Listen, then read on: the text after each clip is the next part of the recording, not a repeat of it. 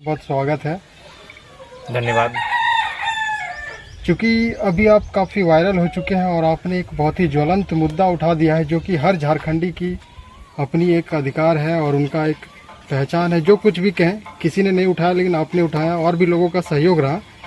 लेकिन एक बहुत बड़ा मुद्दा होने के बाद दो चीज़ें मतलब उभर के आ रही हैं कि जो एक यहाँ झारखंड में रह रहे हैं मूलवासी और जो यहाँ रह रहे हैं लेकिन वो भी कह रहे हैं कि हम भी मतलब कि यहाँ का कुछ कल्चर या फिर भाषा को फॉलो करें या फिर काफ़ी सालों से एक दो पीढ़ी से रह रहे हैं।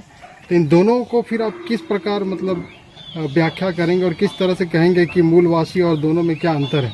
देखिए, भारत विविधताओं का देश है। यहाँ संस्कृति, भाषा, बोली, नियम, खान पान, पहनाव के आधार पर बहुत सारी विविधताएं हैं। लोग एक दूसरे से काफ़ी भिन्न हैं और उन्हीं भारत को कहा जाता है कि यूनिटी इन डाइवर्सिटी। तो ये माना अनेकताओं में एकता, ये भारत की पहचान है। भारत के लोग अनेकों विभागों में बटे हुए हैं लेकिन उसके बावजूद भी उनकी यूनिटी है। और हमारा कर्तव्य जो भारतीय संविधान का है, सभी की जो डाइवर्सिटी है उसको यूनिटी में तब्दील करने का। तो अगर आप जिस शब्द का आपने जिक्र किया है कि बहुत सारे लोग झारखंड में रहते हैं जो यहाँ के नहीं हैं, तो मेरा सीधा सा प्रश्न होगा कि ये केवल कानून, ये नियम, ये संविधान का हवाला केवल झारखंड के लिए क्यों? आप मणिपुर जाइए, अरुणाचल प्रदेश जाइए, वहाँ इनर लाइन परमिट की आवश्यकता होती है। आपकी जानकारी के लिए हम अपने मोबाइल में पीछे रखे हैं इनर लाइन परमिट। तो ये जो दोहरी नीति है, केवल झारखंडियों को क्यों बताया जाता है कि भाई आप बाहरी भीतरी का खेल कर रहे हैं? यहाँ अरुणाचल प्रदेश में स्पष्ट है, अगर आप वहाँ जाते हैं तो आपको बताना पड़ेगा अरुणाचल प्रदेश की जो सरकार है या फिर जो उनका तंत्र है जो काम करता है कि हम कब एंट्री करेंगे और कब वहाँ से वापस आएंगे। तो इसी एक ही देश में, तो चूंकि ये उचित भी है मेरे हिसाब से, क्योंकि अरुणाचल प्रदेश एक काफी पिछड़ा क्षेत्र है।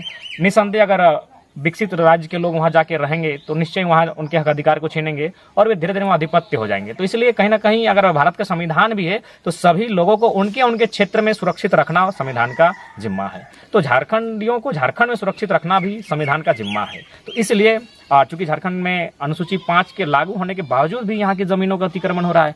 और रही बात कि भाई बहुत सारे लोग रहते हैं, ठीक है, अच्छी बात है, हमने कब मना किया है? हमने रोजी रोजगार के लिए मना नहीं किया है, हमने यहाँ व्यापार के लिए मना नहीं किया है। लेकिन रहने बसने का अधिकार सबको नहीं होना चाहिए। इससे क्या होगा, एक बहुत बड़ी आबादी यहाँ की सेटलमेंट हो जाएगी और यहाँ की जो आबादी है उस पर ये हावी हो जाएगी। क्योंकि इन चीज़ों का आपको इसलिए मानना होगा क्योंकि जो बड़ी आबादी यहाँ आ रही है अन्य राज्यों की, वो एक विकसित, हमसे विकसित राज्य के लोग हैं। हम लोग काफी पिछड़े तबके के लोग हैं और वे जब हमसे आकर हमारी परस्पर हमारे क्षेत्र में रहेंगे, हमारी भाषा और उनकी भाषा निस्संदेह टकराएगी, हमारी परंपरा और उनकी परंपरा टकराएगी और कहीं ना कहीं एक संघर्ष देखने को मिलेगा। तो उससे अच्छा है भारत का संविधान को ही हवाला लें कि सभी की अपना अपनी आइडेंटिटी है, राज्यों की अपनी अपनी पहचान है। और देखिए, हमारे लोग अभी बहुत सारे लोग हमारे तमिलनाडु में रहते हैं, केरल में रहते हैं, कर्नाटक में रहते हैं, महाराष्ट्र में रहते हैं, गुजरात में रहते हैं, तेलंगाना में रहते हैं, मतलब हिंदुस्तान के हर कोने में झारखंड के लोग रहते हैं। तो मैं सीधा ये सवाल, चूंकि मामला न्यायालय का है, तो हम न्यायालय से पहला सवाल यही करना चाहेंगे आपके चैनल के माध्यम से, क्या जो हमारे लोग तमिलनाडु, गुजरात, महाराष्ट्र में रहते हैं उन्हें वहाँ मतदान का अधिकार है? क्या वहाँ उन्हें सरकारी नौकरियों में लाभ का अधिकार है? क्या वहाँ हमारी भाषा, हमारी संस्कृति, परंपरा को संरक्षण का अधिकार है? जी नहीं, क्योंकि गुजरात गुजराती का है, वहाँ गुजराती कल्चर को बढ़ावा दिया जाएगा। महाराष्ट्र मराठी कल्चर के लिए, मराठी भाषा के लिए, मराठी मानुष के लिए है, तो हमें कोई आपत्ति नहीं। ठीक उसी प्रकार झारखंड यदि झारखंडी का है, ये बात हम कहते हैं, तो पेट में दर्द नहीं होना चाहिए। यानी कि जो ये झारखंडी की मांग हो रही है, ये कुछ नया नहीं है, ये नया नहीं है, ये विधि संगत है, न्याय संगत है और ये संवैधानिक है। यानी कि अन्य राज्यों में ये सारी चीजें जो है स्थानीयता और जो भी मामला हम लोग उठा रहे हैं, आप लोग उठा रहे हैं, वो सारे मामले कहा जा सकता है कि जो बाकी राज्यों में है उसी प्रकार झारखंड के लोग बिल्कुल जो अन्य राज्य हैं, जिस प्रकार अन्य राज्यों के लोगों को उस राज्य में, अभी देखिए बिहार की बहाली आई है टीचर की, तो स्पष्ट लिखा है कि केवल बिहार के निवासी ही इसकी योग्यता रखते हैं। पंजाब का मुख्यमंत्री का बयान आया है, उन्होंने भी स्पष्ट कहा है, पंजाबी भाषा को महत्व दिया है। तो ये वास्तविकता है, भारत राज्यों का देश है और सभी राज्यों की अपने अपने कुछ कल्चर हैं, अपने अपने कुछ नियम हैं।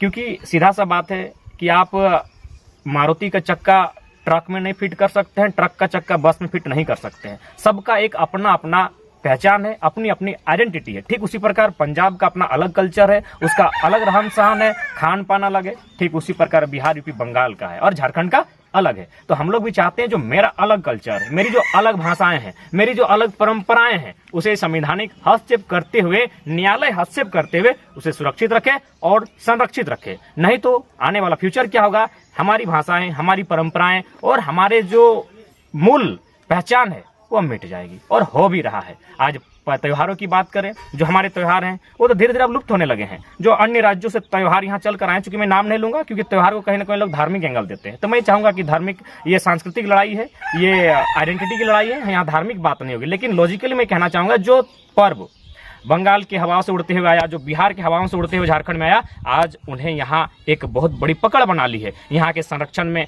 तो निश्चय क्या होगा, यहाँ के जो परंपराएं हैं, यहाँ के जो पर्व है, त्यौहार हैं, यहाँ की जो भाषाएं हैं वो विलुप्त के कगार पर है। और आंकड़े कहते हैं, यूनाइटेड नेशन ऑर्गेनाइजेशन की रिपोर्ट कहती है कि आने वाले 2050 तक झारखंड की 8 भाषाएं स्वतः नष्ट हो जाएंगी। खोटा, कुड़माली, आपका मुंडारी, बिरोहरी, बिरजिया, असुरी, इस प्रकार की 8 भाषाएं हैं, 9 भाषाएं हैं जो आने वाले सालों में लगभग या तो नष्ट हो जाएंगी, या तो वजूद कम हो जाएगा, या तो फिर उनकी जो लोगों में उस भाषाओं के प्रति जो प्रेम है, मोह है, वो खत्म हो जाएगा। कारण कि सरकार उन भाषाओं पर ध्यान नहीं दे रही है। तो कोई भी जो देश बनता है, राज्य बनता है, कोई भी संविधान बनता है, तो उसमें पहला होता है कि उस इंसान की पहचान को सुरक्षित रखना है। तो उस इंसान की पहचान कहीं ना कहीं संस्कृति और सभ्यता के आधार पर, परंपरा के आधार पर टिकी होती है। और हमारी जो संस्कृति है वो कहीं ना कहीं नहीं, वो स्पष्ट है, पूरे हिंदुस्तान से हमारी एक अलग संस्कृति रही है, आज भी है। 1865 में कानून आया था, इंडियन सक्सेशन एक्ट। उस कानून को छोटा नागपुर में लागू नहीं किया गया था कि यहाँ के लोगों की अलग धार्मिक शैली है, अलग सांस्कृतिक शैली है, और हमें उस कानून से मुक्त रखा गया था। तो इन बात को मानना होगा कि हमारी पहचान अलग है, भिन्न है, और आज हम वही भिन्न पहचान मांग रहे हैं कि भाई झारखंडी कौन है, वो कौन एग्जिस्ट करता है, कि आखिर झारखंडी कौन है। कोई भी आएगा 2 दिन बाद, 4 दिन बाद कोई एंट्री करेगा, अवैध तरीके से झारखंडी कहलाएगा, ये कहीं ना कहीं सरासर अन्याय है, गैरकानूनी है। एक सवाल और उभर कर आ रहा है कि बिना राजनीति के फिर ये कैसे संभव है कि, क्योंकि कोई भी सरकार बनती है तो वो कहीं न कहीं जनता को ठगने का काम कर रही है और करती ही है। तो फिर लोगों में ये सवाल आ रहा है कि जयराम महतो राजनीति में क्यों नहीं आ रहे, क्या राजनीति में आके ये किया नहीं जा सकता? देखिए, यदि राजनीति किए बिना अगर हमारा हक अधिकार हमें मिलता है तो हम लोग राजनीति में आने का जहमत नहीं लेंगे, क्योंकि कहीं ना कहीं राजनीति में आना यानी आपका व्यक्तिगत जीवन समाप्त हो जाना। और हम लोग अभी छात्र हैं, अभी चाहेंगे कि हम लोग का कुछ व्यक्तिगत जीवन हो, हम अपने व्यक्तिगत जीवन को जी सके। तो इसलिए पहला प्रयास, अगर सरकार कानून बनाती है तो राजनीति करने का, राजनीति में आने का, चुनाव लड़ने का प्रश्न खड़ा नहीं होता है। लेकिन यदि सरकार कानून नहीं बना पाती है तो निश्चय ही झारखंड की जनता करवट लेना चाहती है, झारखंड की जनता एक बदलाव चाहती है, और उस बदलाव में अगर माटी से आह्वान होगा और उसमें अगर हम लोगों को, विशेषकर मुझे भी अगर अपनी भूमिका अदा करनी पड़ी, रोल अदा करना पड़ा, तो सोचेंगे। लेकिन फिलहाल ऐसा इंटेंस नहीं है। हम लोग चाहेंगे जिस प्रकार भाषा वापस हुआ 1932 के खतियान को डेडलाइन मानते हुए, आपको जो उचित लगे समीक्षा करते हुए एक क्राइटेरिया तय करें कि झारखंडी आखिर है कौन झारखंडी नहीं है, झारखंडी बनने की, झारखंडी मान्यता की प्रक्रिया क्या होगी, जिससे एक बहुत बड़ी आबादी, जो अंदरूनी आंकड़े कहते हैं कि 36,000 आबादी प्रत्येक साल झारखंड में आके निवास कर जाती है, वोटर आईडी बना लेती है, जाति आवासीय बना लेती है, यहाँ की पहचान को बना लेती है। और इससे क्या होगा, वो बड़ी आबादी एक दिन इन फ्यूचर निश्चय ही है यहाँ की आबादी से टकराएगी। नियोजन के नाम में, रोजगार के नाम में, भाषा संस्कृति के नाम में, परंपरा के नाम पे एक दिन निश्चय ही टकराएगी। तो हम लोग चाहेंगे, सबका अपना अपना बाउंड्री लाइन है।